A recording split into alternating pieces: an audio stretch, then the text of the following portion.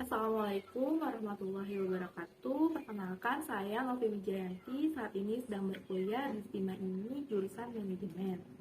Saya dari kelas AB1. Di sini saya sedang mengerjakan tugas saya dengan mata kuliah studi kelayakan bisnis.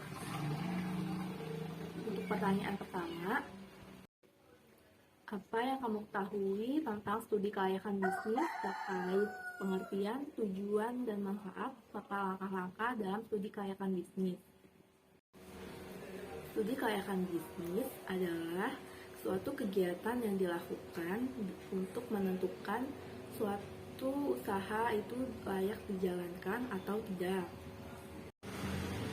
Kegiatan ini meliputi identifikasi masalah, peluang, tujuan, dan menggambarkan bagaimana situasi bisnis dan menilai berbagai manfaat yang dihasilkan.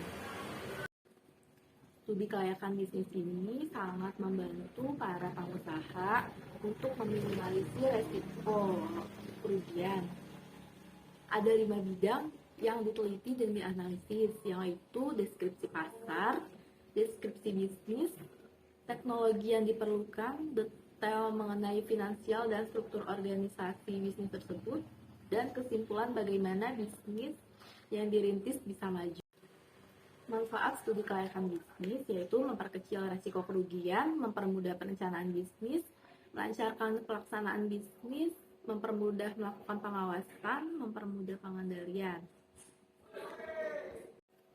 Studi kelayakan bisnis itu suatu hal yang penting ya dilakukan untuk mendirikan sebuah usaha agar pebisnis terhindar dari risiko kerugian. Tidak hanya itu, studi kelayakan juga meningkatkan peluang perusahaan untuk mempertahankan eksistensi dan kesuksesannya. Jadi, para pebisnis yang ingin memulai usahanya tidak perlu diragukan lagi untuk melakukan studi kelayakan bisnis agar perencanaannya jadi lebih matang. Dalam hidup, tentunya kita ingin hidup kita ini berkembang ya. Nggak mungkin kan kita stuck di situ aja karena akan merasa membosankan. Nah, maka dari itu kita membutuhkan sebuah inovasi. Salah satu jenis bisnis yang gagal dalam melakukan inovasi bisnis, salah satunya yaitu 7-Eleven ya. Menurut Persaran, hal ini disebabkan oleh keterbatasan sumber daya yang dimiliki untuk menunjang kelanjutan kegiatan operasional gerai 7-Eleven. Setelah rencana transaksi material perseroan atas penjualan dan transfer segmen bisnis restoran dan convention store di Indonesia dengan merek waralaba 7-Eleven itu telah gagal.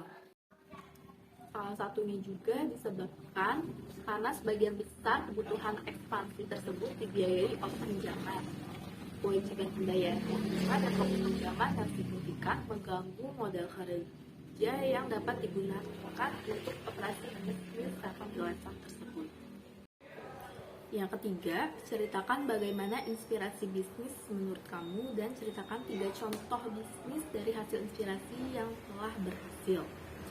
Inspirasi bisnis menurut saya itu adalah kesuksesan dalam berbisnis ya. Jadi dengan adanya inspirasi bisnis itu kita tuh jadi lebih termotivasi untuk membangun sebuah bisnis. Contoh bisnis yang berhasil menginspirasi diri saya yaitu yang pertama ada toko baju yang paling saya suka. Bahkan ini tuh semua wanita juga suka kayaknya ya, yaitu My Outfit. Dia itu sekarang sudah memiliki gerai di beberapa daerah dan juga memiliki jutaan followers. Padahal awalnya itu mereka dari toko biasa kecil gitu, bahkan awalnya itu ownernya itu reseller gitu kan. Tapi sekarang mereka udah bisa punya gerai di mana-mana dan jutaan followers. Di situ saya merasa semuanya itu nggak bisa langsung sukses gitu. Ada titik terendahnya dulu, berkembang akhirnya mereka bisa sampai di titik sekarang ini dan menjadi inspirasi juga untuk saya. Yang kedua ada coffee shop ya. Sekarang kan coffee shop lagi booming banget ya, di mana-mana itu pasti ada. Bahkan yang diminati, yang dikunjungi itu setiap harinya ada dikunjungi sama semua orang, baik dari remaja, dewasa, bahkan orang tua, bahkan anak-anak pun ada gitu di dalam coffee shop tersebut gitu. Yang ketiga ada rental mobil. Menurut saya itu cukup menjanjikan ya, karena kan gak semua orang punya mobil, jadi sewaktu-waktu dia butuh mereka kan bisa menyewa untuk per hari, bahkan seminggu, atau ya sesuai keinginan pelanggan tersebut. Pertanyaan yang keempat, bagaimana persiapan evaluasi dari rekrutmen SDM sampai masuk ke fungsi organisasi bisnis? Untuk menciptakan sumber daya manusia yang profesional, kunci utamanya terletak pada proses rekrutmen, seleksi, pelatihan, dan pengembangan calon pegawai. Gak mudah ya menemukan karyawan yang profesional dan berkualitas tinggi. Maka dari itu perusahaan wajib menyaring karyawan baru melalui proses rekrutmen. Tujuan rekrutmen adalah untuk menyediakan sekelompok calon karyawan yang berkualitas sejalan dengan strategi, wawasan, dan nilai perusahaan untuk membantu mengurangi kemungkinan keluarnya karyawan. Selain itu, proses rekrutmen dikoordinasikan melalui program seleksi dan pelatihan, dan memenuhi tanggung jawab perusahaan untuk menciptakan peluang kerja. Berikut langkah-langkah proses rekrutmen. Yang pertama yaitu menganalisis kebutuhan posisi. Perusahaan harus menentukan terlebih dahulu ya untuk menentukan karyawan baru itu untuk ditempatkan di posisi apa. Yang kedua, merencanakan proses rekrutmen. Proses rekrutmen selanjutnya adalah perusahaan menyiapkan rencana untuk posisi yang dibutuhkan dengan dituliskan deskripsi pekerjaan, kualifikasi, dan pengalaman yang dibutuhkan.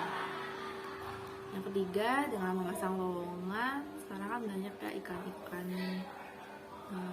lowongan kerja, bahkan ada yang di aplikasi seperti Jobstreet, LinkedIn,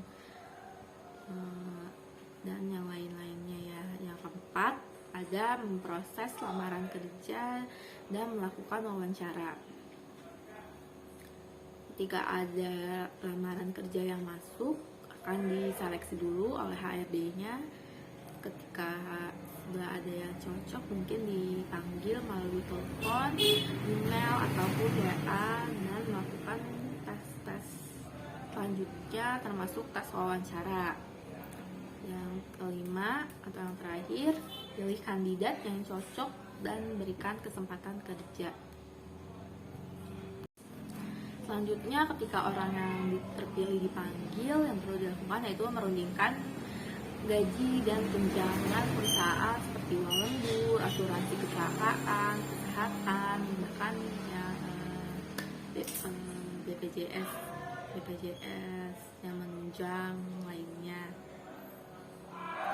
Juga memberitahu para kandidat. Lalu setelah semuanya sudah selesai bernegosiasi dari gaji, tunjangan, dan lain-lainnya, mungkin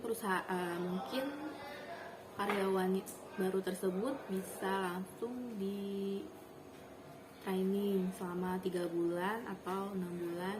Setelah itu baru di karyawan kontrak atau bahkan karyawan tetap, tergantung kebijakan perusahaan tersebut.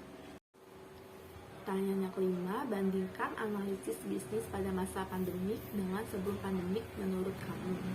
Menurut saya, di saat masa pandemi banyak sekali perusahaan yang mengalami kerugian, seperti omsetnya mungkin kurang atau gimana ya.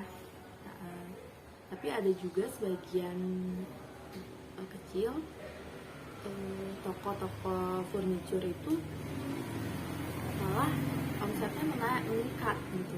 Mungkin karena pandemi, orang nggak bisa kemana-mana, nggak bisa jalan-jalan, nggak bisa happy-happy. Mungkin dia menginvestasikan uang mereka itu ke sebuah furniture atau ke yang lain-lainnya. Keberanian mengambil resiko adalah salah satu karakter utama jiwa bisnis yang jauh dari zona nyaman. Tidak hanya cukup itu saja, seseorang pebisnis bisa dikatakan sukses dalam bisnisnya jika bisnis yang dilakukannya mengalami pertumbuhan. Karena pertumbuhan itu membutuhkan seorang pebisnis dalam hal kreativitas, inovasi dalam segala hal yang berkaitan dengan bisnis.